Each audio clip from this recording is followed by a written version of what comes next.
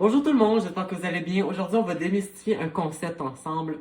La mise en place en cuisine. Qu'est-ce que c'est? Qu'est-ce qu'on fait avec ça finalement? De quoi s'agit-il? On va parler dès maintenant.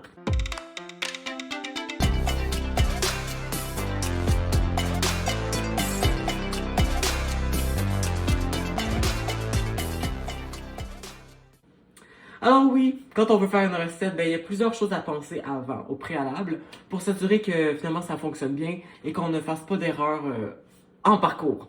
Donc, la première étape d'une mise en place réussie, c'est de penser à la recette. Bon, c'est sûr, ça pourrait sembler futile, bizarre comme étape, mais en fait, si on pense pas à la recette, on n'aura pas de recette à faire. Et quand on pense à une recette, il faut penser aussi aux étapes qui vont mener à cette recette-là. Par exemple, si on est un débutant en cuisine, bon, on s'en ira pas faire un roast beef 5 étoiles avec 3 assiettes de... Quand on pense à la recette, donc la première étape de la mise en place, c'est de penser à notre estomac. Qu'est-ce qu'on a envie de manger finalement? On écoute son corps. Donc si une soirée, on a le goût de manger, je sais pas moi, ça fait tellement longtemps qu'on a le goût de manger du spaghetti, on va se faire un spaghetti. On va en manger puis on va en raffoler. Et ça va nous aider aussi parce vu qu'on va avoir envie de manger ça, on va être plus affairé, voilà, à vouloir préparer cette recette-là. Une fois qu'on a pensé à qu'est-ce qu'on aimerait manger, qu'est-ce qui serait envisageable pour notre niveau culinaire, il faut trouver la recette.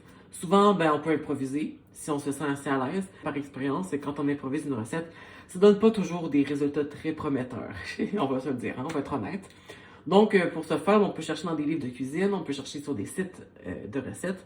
Par exemple, j'en connais un, ça s'appelle donmarcoscuisine.ca. Ça donne vraiment de très bonnes recettes que vous pouvez consulter. Également, lesacardis.com. Bref, vous connaissez vos recettes, vous connaissez les sites de recettes qui sont sur le web.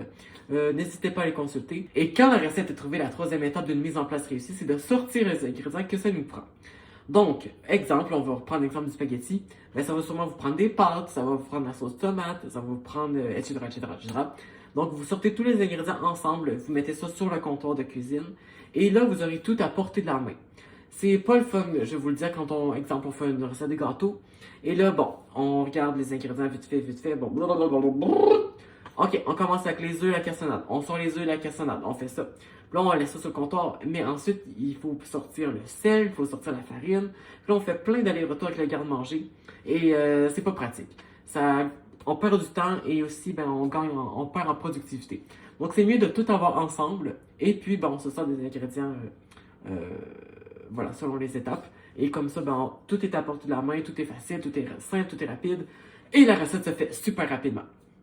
C'est pour ça aussi que c'est important de lire la recette, parce que si on regarde une recette vite fait, puis là on fait OK, c'est bon, je m'en vais faire mon spaghetti. Mais là, vous rendez compte qu'il vous manque du céleri, il manque des tomates, il manque les pâtes. Ça ira pas très bien. La dernière étape d'une mise en place réussie, c'est de nettoyer au fur et à mesure. Ah! Une cuisine impropre, une cuisine mal propre qui a plein de sauces partout, ça vire de bord partout, ça fait c'est pas pratique et on perd en efficacité également. Et aussi, sans parler de tous les microbes qui peuvent s'agglutiner un peu partout, c'est vraiment mieux de ramasser à chaque étape. Comme ça, votre cuisine ne deviendra pas une décharge à ciel ouvert.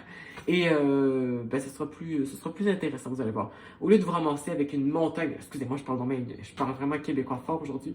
Au lieu de vous ramasser là, avec une montagne de vaisselle à la fin, là, vous aurez juste à faire une petite bulle de vaisselle à la fin. Et puis vous serez content. C'est vrai que ça peut sembler moins pratique de faire la vaisselle, exemple après l'étape numéro 1. Mais à la fin de l'étape 10, vous ne serez pas content d'avoir fait la vaisselle à l'étape 1. Je pense que oui. J'espère que vous avez apprécié ces petits trucs. Moi, j'ai bien aimé vous les prodiguer. J'ai bien aimé vous les donner, vous les dire. Bref, je vous dis rendez-vous la prochaine fois pour une autre capsule. Et d'ici là, bonne recette à toutes et à tous. Au revoir.